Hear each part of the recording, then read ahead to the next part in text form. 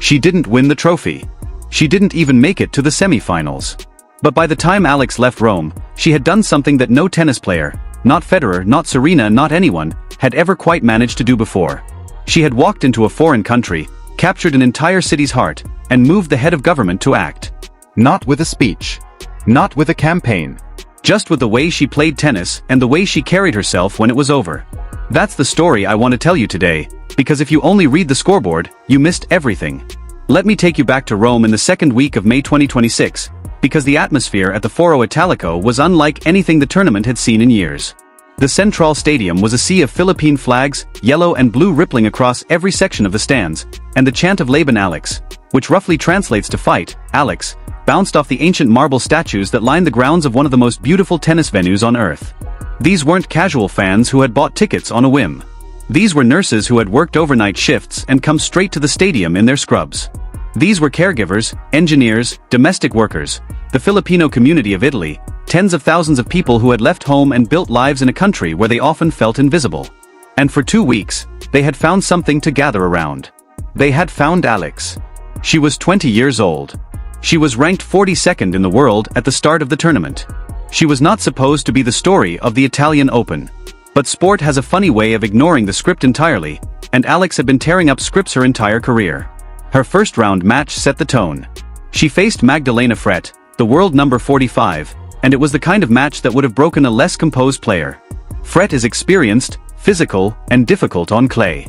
She pushed Alex to 3 sets, and in the final set, she broke ahead, going up 3-1. The crowd held its breath.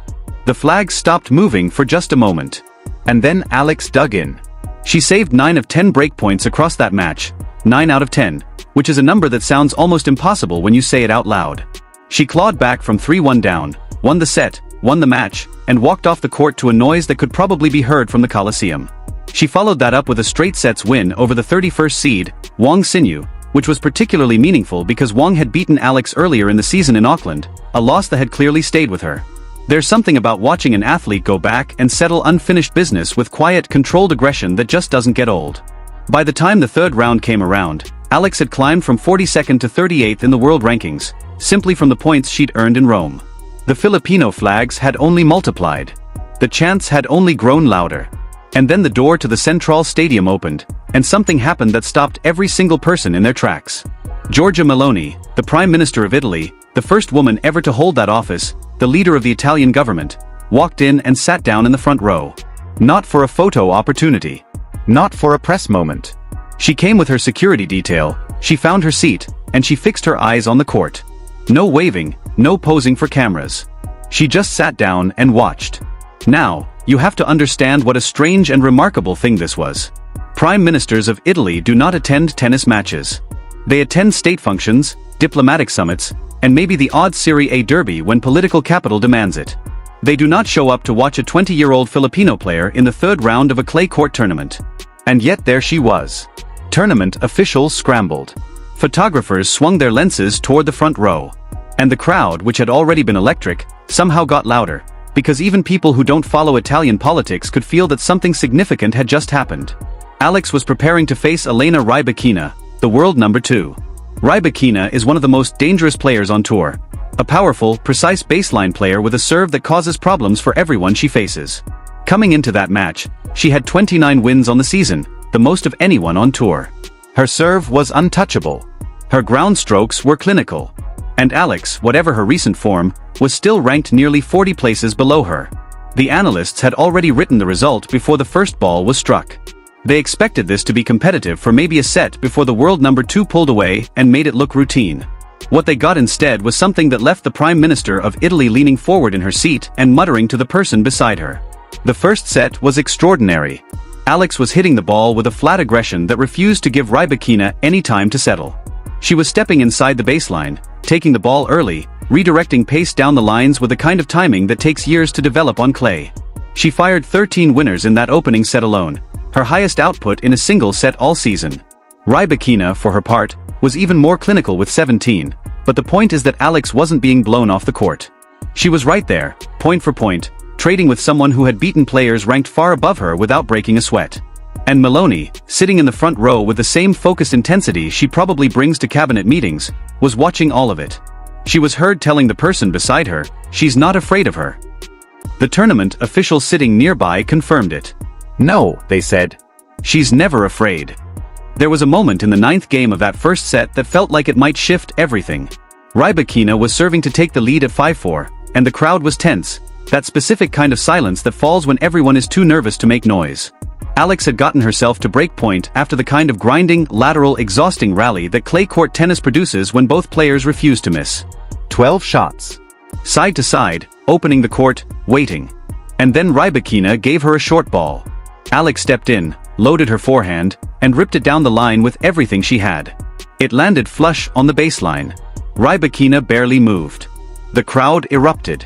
The flags went absolutely berserk. Giorgia Meloni, the Prime Minister of Italy, jumped to her feet and started clapping with the rest of the Central Stadium. "Incredible," she said. But Rybakina, who is world number 2 for a reason, broke straight back. She is ice cold in the big moments, and she reasserted control with the kind of effortless precision that champions produce when they need to. The set went to a tiebreak, and Rybakina's experience told. She took it 7 points to 4. The second set played out along similar lines. Alex kept fighting. She broke Rybakina's serve to level at 3-all, and the crowd was back on its feet. The flags were waving, and the chants were louder than ever, because everyone in that stadium understood what they were watching. They were watching someone who wasn't supposed to be here, competing like she belonged, against one of the best players in the world, on one of tennis's biggest stages. But Rybakina closed it out. 3 straight games to finish the match, 6-4, 6-3. The world number 2 was through. By the numbers, Alex had actually had a strong performance. She'd pulled 32 unforced errors from Rybakina. That's a high number for someone who prides herself on consistency, while committing just 17 herself. She'd broken serve multiple times. She'd pushed the match for an hour and 32 minutes without giving Rybakina a moment of comfort. But the scoreboard said what it said, and Alex walked off the court with her head high and her tournament over. And that, by any normal standard of sports storytelling, should have been where the Rome chapter closed. She played well, she lost, she goes home. That's usually how it ends. Except Giorgia Meloni hadn't moved. The crowd was beginning to file out. Players from other matches were warming up on adjacent courts. And the Prime Minister of Italy was telling her security detail that she needed to meet Alex. She needed to meet her. Think about that for a second. This is a head of government who spent her formative years in the rough-edged political world of Rome, who fought her way to the highest office in the country at a time when everyone doubted it was possible, who has faced opposition and criticism and attempts to define her in terms that weren't her own, and something about watching Alex play tennis that afternoon had struck a nerve. Maybe it was the recognition of a fighter in another fighter. Maybe it was the spectacle of seeing an immigrant community find its moment. Maybe it was simply the sport, doing what sport occasionally does when everything aligns, cutting straight through to something real. Whatever it was, Meloni wasn't done. The meeting took place in a private suite overlooking the Central Stadium. Alex, still processing the loss, was escorted there by tournament officials who hadn't told her who was waiting. When she walked in, Meloni was standing at the window. She turned around and extended her hand. "Thank you for coming," she said. Alex, understandably, wasn't sure what was happening. And then Meloni told her, "I've watched your entire match. Not just the tennis. The way you carried yourself, the way the crowd responded to you, the way you never gave up even when you were down." She paused. "That's rare. That's special. And that's why I wanted to meet you." Alex's eyes went red. She managed to say, "Thank you, Prime Minister." Meloni shook her head slightly. "Call me Giorgia. We're both fighters. We don't need titles between us." The meeting lasted nearly 20 minutes. Nobody recorded it. Nobody was in the room except the two of them and 1 or 2 members of the Prime Minister's staff. What was said between them beyond those early exchanges stayed private. But what happened next did not stay private. What happened next played out in front of every camera in the building. The press room at the Foro Italico was packed with journalists expecting routine post-match remarks. Maybe a comment on Rybakina's performance. Maybe a diplomatic platitude about the joy of watching sport. Nobody expected what they got. Meloni walked to the microphone and paused before she spoke, the kind of pause that tells a room full of experienced journalists that something is coming. "I have watched many athletes compete in this country," she began. "I have seen footballers lift World Cups. I have watched cyclists conquer the Giro d'Italia. I have witnessed champions in every sport imaginable." And then she looked toward the door. "But I have never seen anything like what Alex brought to Rome this week. The flags, the chants, the way she fought. Not for a trophy, not for a ranking. For her people. The room had gone completely still. Italy is a country that has been shaped by immigrants, by workers, by people who left their homes to build better lives. The Filipino community here is part of that story. They are nurses, caregivers, engineers, and dreamers. And in Alex, they have found a hero. Then she said it. Therefore, I am announcing that the Italian government will establish a special cultural exchange program between Italy and the Philippines, funded by a grant of 500,000 euros, in Alex's name. This program will support young Filipino athletes who dream of training in Italy. The room inhaled. All of it at once. Alex did not win the Italian Open, Meloni said, her voice steady. But she won something far more important. She won the hearts of our people. And for that we are grateful. Alex was standing in the wings, out of sight of the cameras, and when she heard those words, she came apart. Standing there backstage in an empty corridor, tears running down her face, she pressed her hand to her mouth and tried to hold herself together. She couldn't. Nobody blamed her. Back in the press room, the applause started slowly and then built into something thunderous. Journalists who had been scribbling notes stopped scribbling. People who had come to cover a tennis tournament found themselves clapping, because this was no longer a tennis story. This was something else entirely. Alex walked out from the wings when the noise had settled, and the room stood for her. She made her way to the microphone, hands trembling, eyes raw. I don't know what to say, she started, and then smiled through the tears because even she knew how inadequate that sentence was. I came to Rome to play tennis. She stopped, took a breath, looked out at the room. Prime Minister Meloni, Georgia, thank you. Thank you for seeing us. For seeing the Filipino community. For understanding that those flags in the stands weren't decorations. They were people. People who left their homes and their families to build something better. And you saw them. Her voice broke on the word them. She steadied herself. This grant is not for me. It's for every Filipino who has ever felt far from home. For every young athlete who lies awake at night dreaming of something bigger. For every WFW who sacrifices everything so their kids can have a future. She looked directly into the nearest camera, her face stripped down to something completely honest. Thank you, Italy. Thank you for welcoming us. Thank you for believing in us. She couldn't finish. She stepped back from the microphone and the room erupted again. The kind of applause that doesn't stop quickly, the kind that people keep going because they aren't sure what else to do with what they're feeling. From the back of the room, Giorgia Meloni watched her. She's something special, she said to the aide standing beside her. She's just getting started, the aide replied. The news moved at the speed of something that defies easy explanation. Within hours, it wasn't just the tennis world talking, it was everyone. In the Philippines, news channels interrupted regular programming to run the announcement. Anchors who are paid to be composed were visibly struggling. One anchor, her voice barely holding together, said, "The Prime Minister of Italy has announced a 500,000 euro grant in Alex's name. This is not a dream. This is real."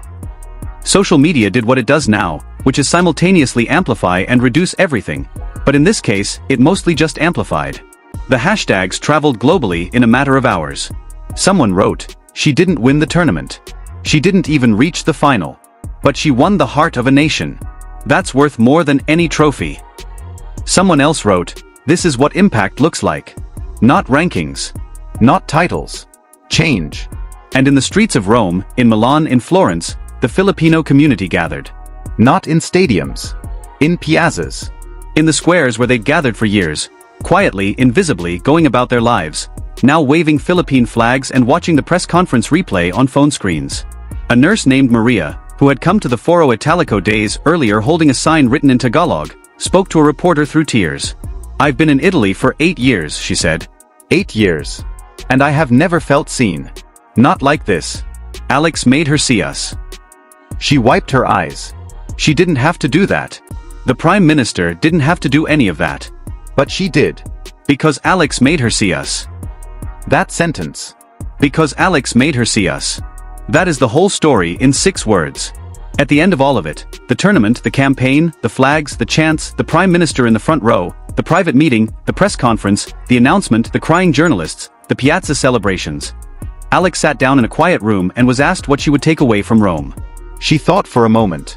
"I came to Rome to play tennis," she said again, "because some things are worth repeating. I wanted to compete, to win matches, to climb the rankings. That's why I was here." She paused. But I leave with something I never could have imagined. Not a trophy. Not a ranking point. A legacy. A chance for other Filipino kids to do what I got to do. A door that's open now that wasn't open before. Her eyes went somewhere distant for a moment. Every Filipino nurse who ever felt invisible in this city. Every caregiver who ever wondered if anyone noticed them. They were noticed. Not because I won. Because we showed up. Together. She looked back at the camera. That's bigger than any match. That's bigger than any tournament.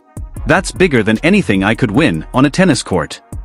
And somewhere in Rome, in a government office at the end of a long day, Georgia Maloney probably sat at her desk and thought about a 20-year-old girl who came to Italy to play tennis and accidentally changed the way an entire community was seen. Years from now, when young Filipino athletes are training at Italian academies on scholarships that bear Alex's name, most of them won't know the details of the match she lost that afternoon. They won't know the score of the tiebreak, or the number of breakpoints, or the exact moment when she ripped that forehand down the line in the 9th game. But they'll know her name. They'll know what she did. And that, in the end, is exactly what she said it was. The Eala